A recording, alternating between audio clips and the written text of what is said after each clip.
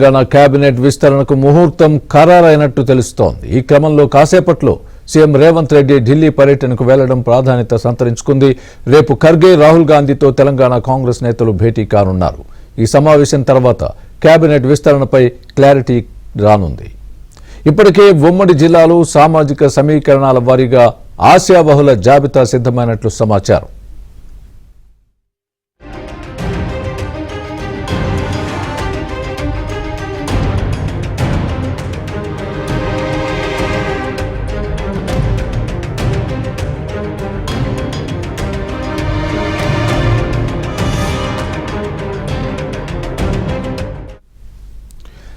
Telangana cabinet విస్తరణకు ముహూర్తం ఖరారైనట్టు తెలుస్తోంది. ఈ క్రమంలో కాసేపట్లో సీఎం రేవంత్ రెడ్డి ఢిల్లీ పర్యటనకు వెళ్లడం ప్రాధాన్యతను సంతరించుకుంది.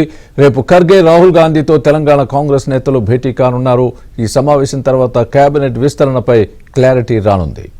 ఇప్పటికే ఉమ్మడి జిల్లాలు సామాజిక సమీకరణాల వారీగా ఆశావహుల జాబితా సిద్ధమైనట్లు సమాచారం. ఇదే విషయానికి సంబంధించి పూర్తి అప్డేట్ మా ప్రతినిధి సిద్ధార్థ్ లైవ్ లో అందిస్తారు.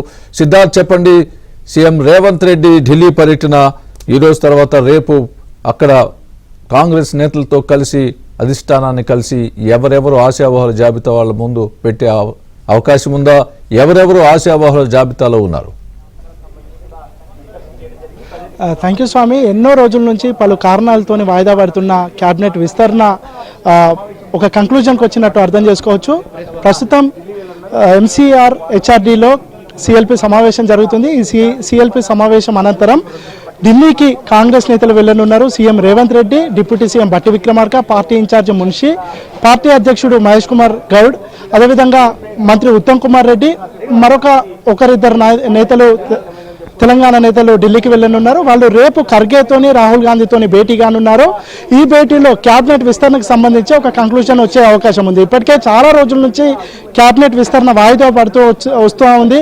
ఇప్పటికే అనేక సార్లు దీనికి ఒక కంక్లూజన్ తీసుకొద్దాం అనుకున్నా పలు కారణాలతో వాయిదా పడింది.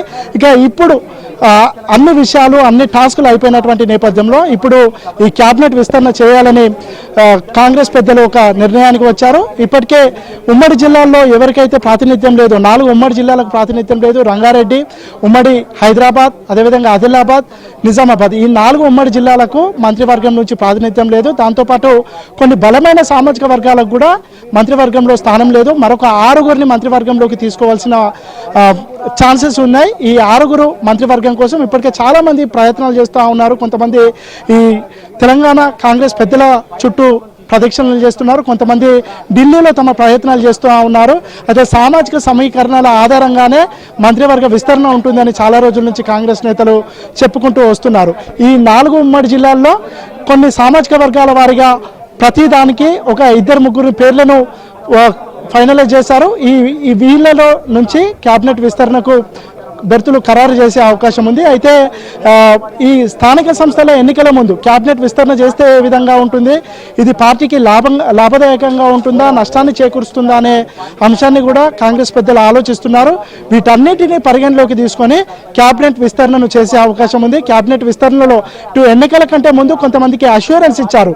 తాము పార్టీలోకి వస్తే, అధికారంలోకి కాంగ్రెస్ పార్టీ వస్తే వాళ్ళకి ఖచ్చితంగా క్యాబినెట్లో అవకాశం కల్పిస్తామని ఒకరిద్దరు నేతలకు కాంగ్రెస్ పెద్దలు అష్యూరెన్స్ ఇచ్చారు. కానీ ఇప్పుడున్నటువంటి పరిస్థితుల అనుగుణంగా వాళ్లకు క్యాబినెట్లో స్థానం ఇవ్వాల్సిన పరిస్థితి కనిపించట్లేదు. దాంతో వాళ్లకు కాంప్రమైజ్ ధోరణిలో వాళ్లకు క్యాబినెట్ కాకుండా వేరే రకంగా వాళ్ళకు కాంపెన్సేట్ చేద్దామని కాంగ్రెస్ పెద్దలు భావిస్తున్నారు. ఈ విషయాన్ని ఢిల్లీ పెద్దలు అంటే మల్లికార్జున ఖర్గే, అదేవిధంగా సోనియా గాంధీ, రాహుల్ గాంధీతోని చెప్పిస్తే వాళ్ళు కాంప్రమైజ్ అవుతారని కాంగ్రెస్ పెద్దలు భావిస్తున్నారు. మొత్తానికైతే ఈ మంత్రిమండలి విస్తరణకు సంబంధించి చాలా రోజుల నుంచి ఒక ఉత్కంఠనైతే నెలకొంది.